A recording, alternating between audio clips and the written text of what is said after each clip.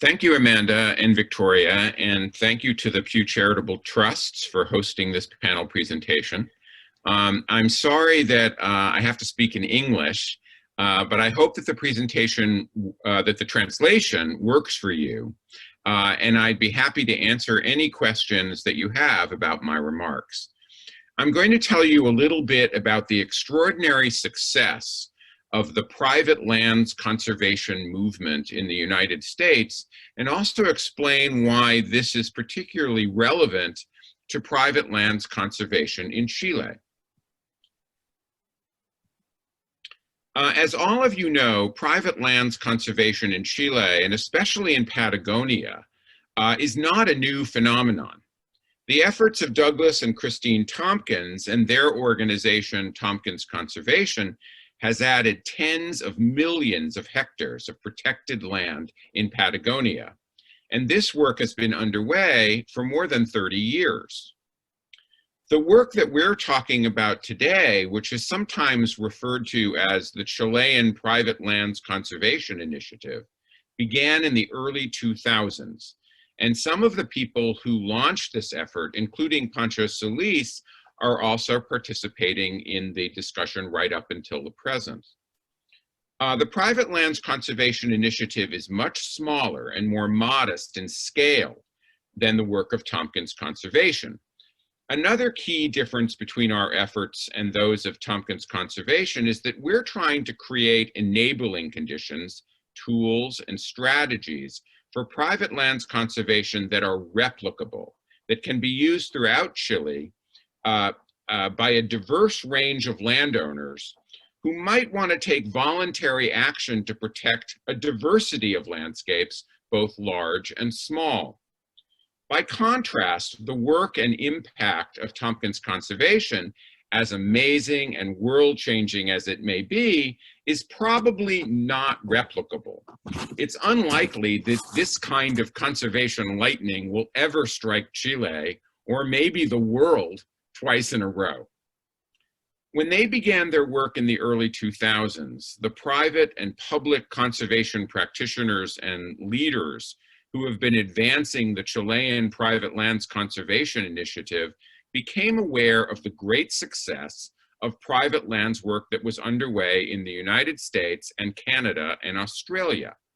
And they noticed some parallels between conditions in those countries when they launched their initial private lands conservation efforts and those in Chile in the early 2000s. And they concluded that it might be appropriate to loosely model a private lands initiative here in Chile on elements of the movement in the United States. There are a number of conservation similarities and economic and social similarities between the United States and Chile, but the most striking is that both countries have a high percentage of privately owned land.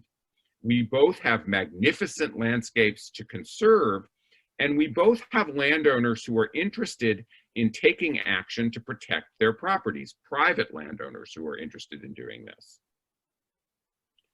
By any measure, private lands conservation in the United States has been incredibly successful. It's enjoyed continuous and exponential growth for more than almost 40 years.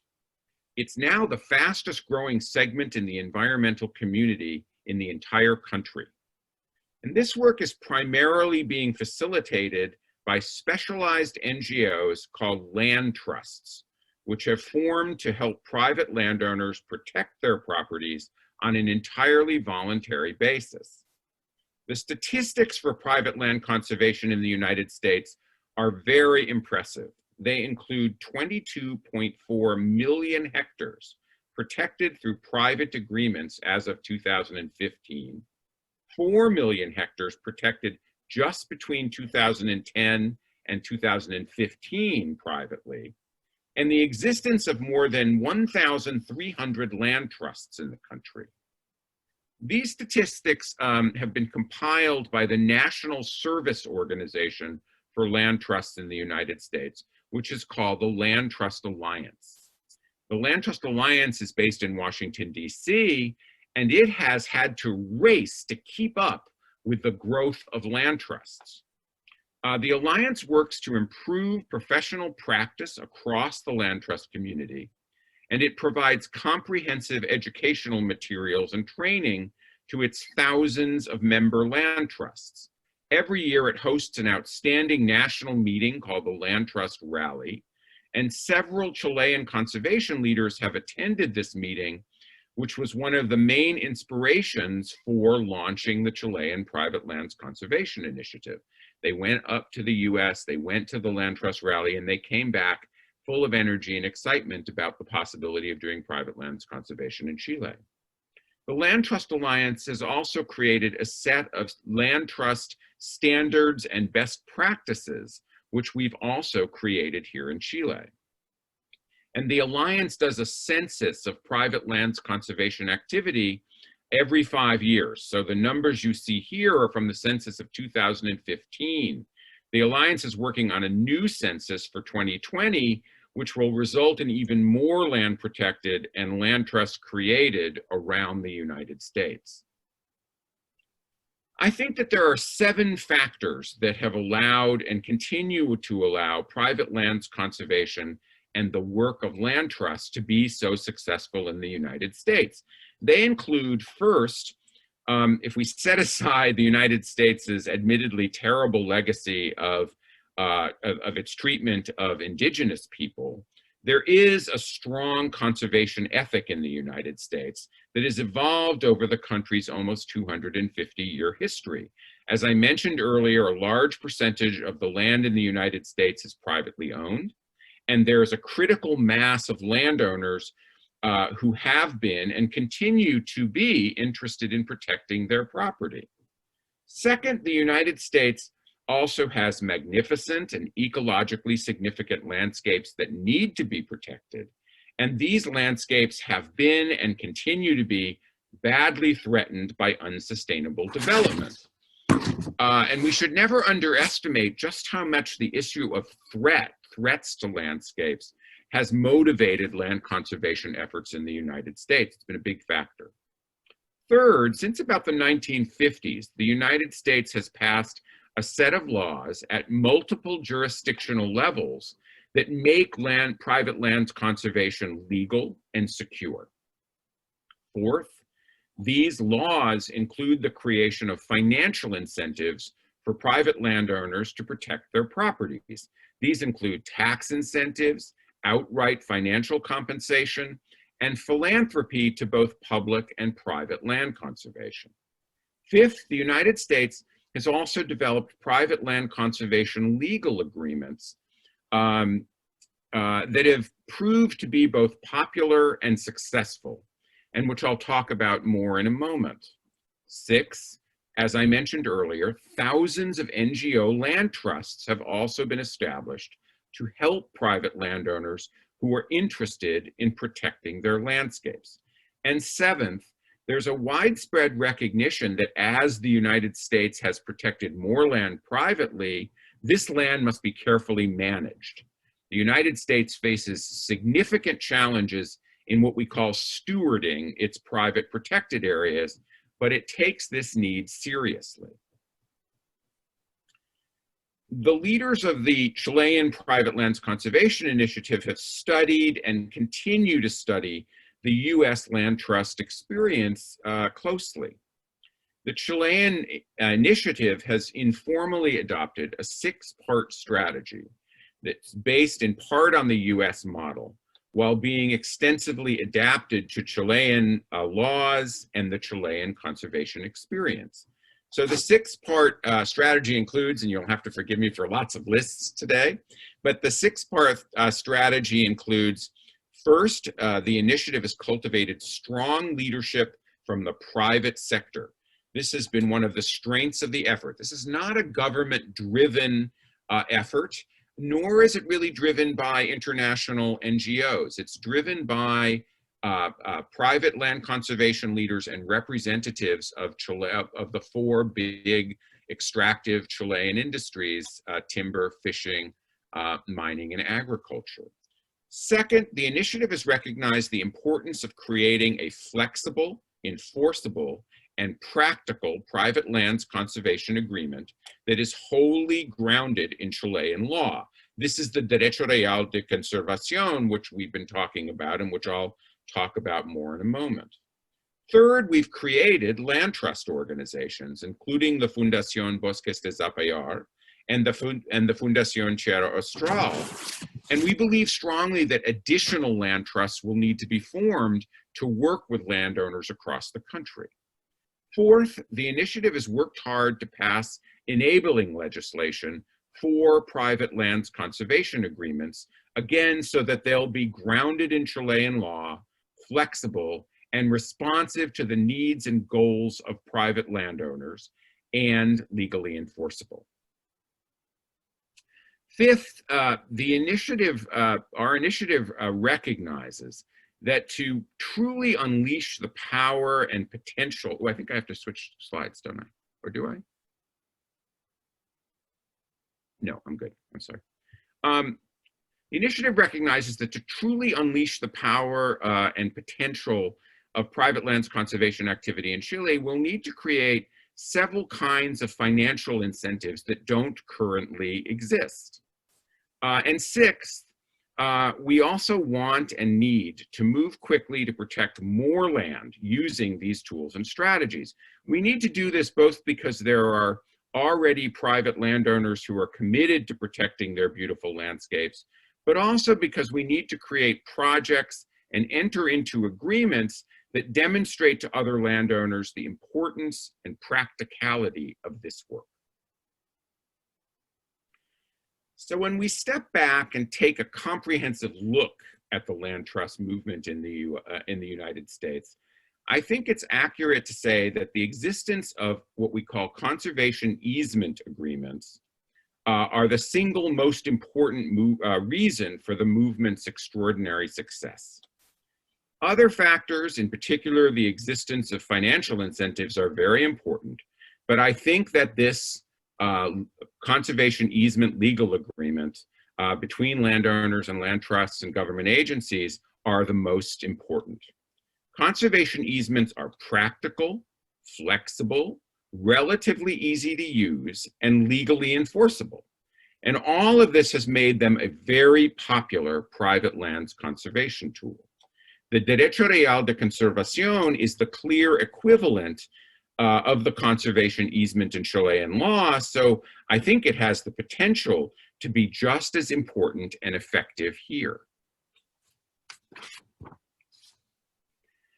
So here are side-by-side summary definitions of a conservation easement and the DRC, and I think it's interesting to see how many similarities there are, and there are a few differences as well. So conservation easement is a legal agreement that was conceived in English common law, the legal system of the United States.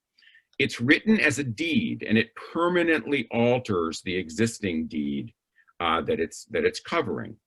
In the agreement, a private landowner transfers or deeds over the development right to his or her property to a qualified land trust or government agency, which agrees never to exercise that development right, never to develop the land. Conservation easements are an application of the analogy and the definition of private property ownership that exists in common law. And this analogy or definition is that ownership in common law is like having a bundle of sticks. The owner of a private property in common law doesn't own the land as a lump single entity, but as a bundle of rights. So in the case of conservation easements, the landowner gives the land trust or government agency one of those sticks or rights, which is the right to develop the property.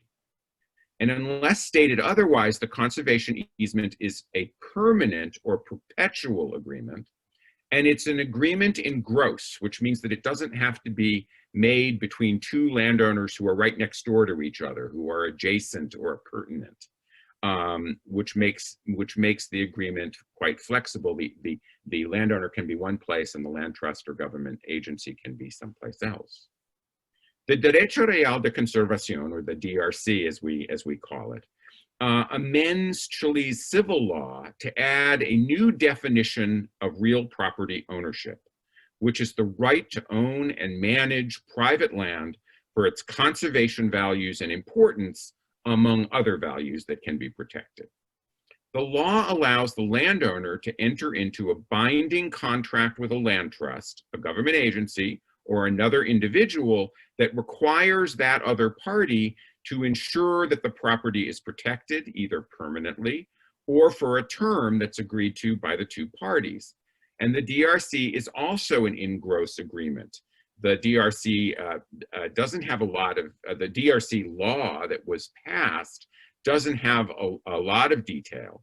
So our land trust, the Fundación Cerro Austral, is working hard to create a template and best practices for the use of the DRC.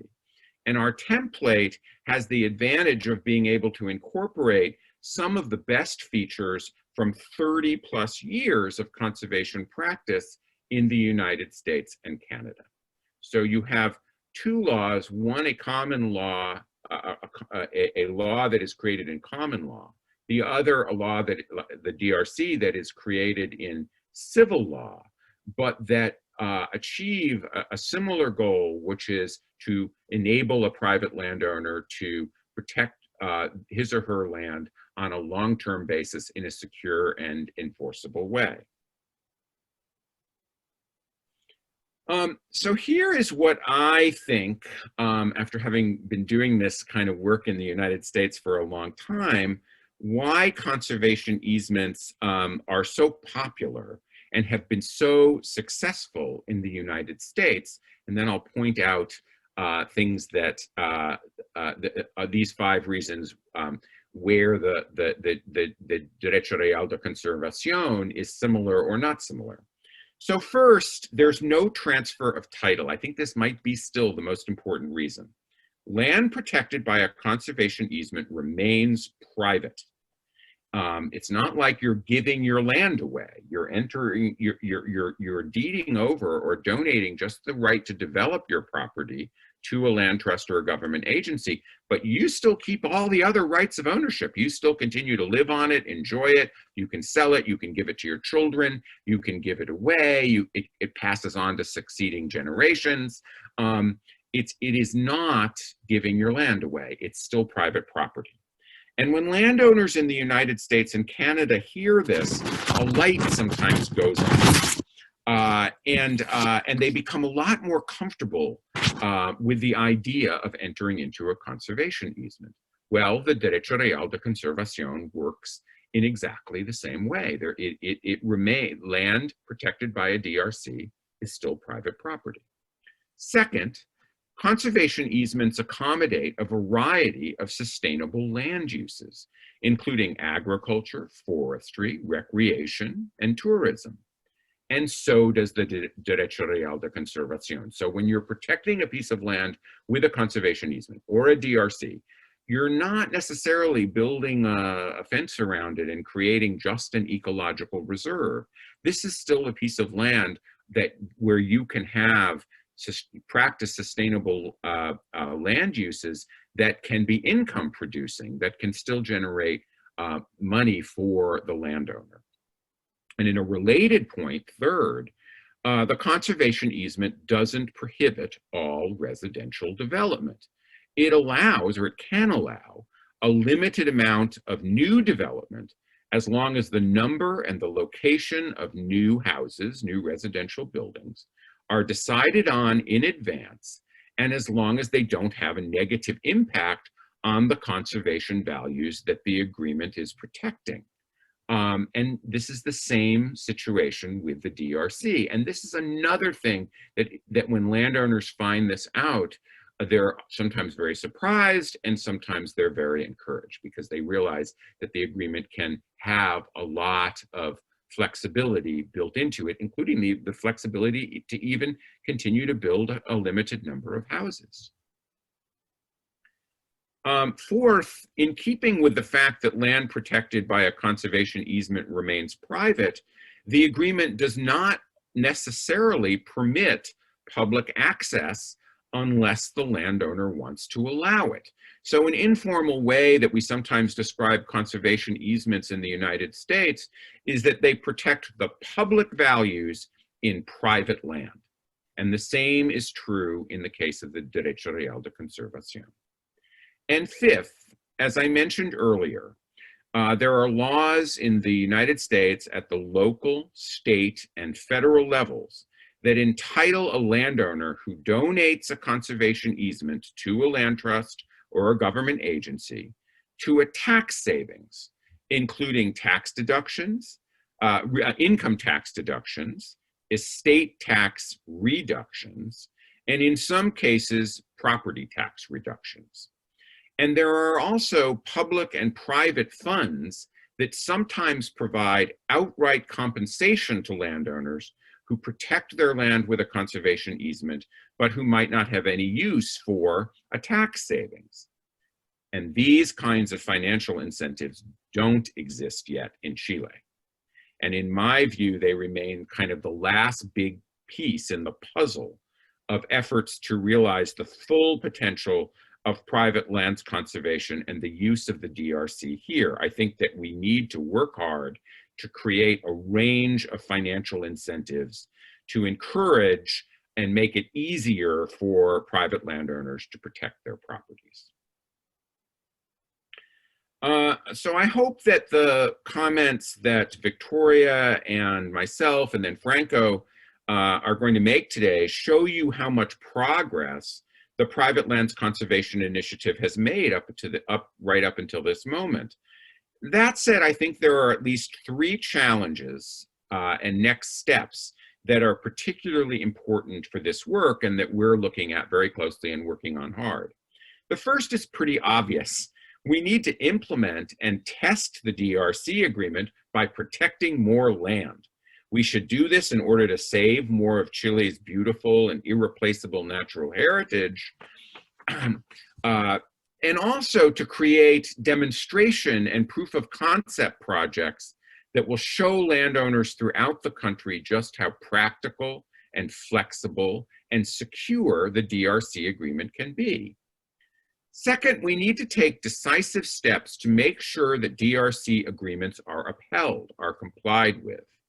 To do this, land trusts or government agencies that enter into DRCs need to physically monitor the properties protected by the agreement, at least on an annual basis.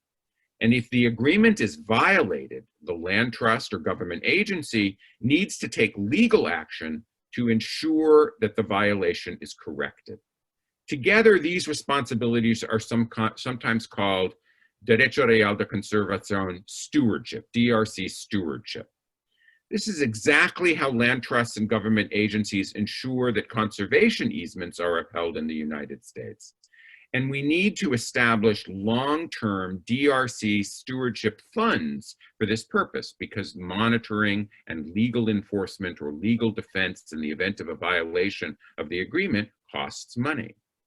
And lastly, and perhaps most important, as I've already said, we need to create financial incentives for private conservation landowners for all the reasons that I described previously.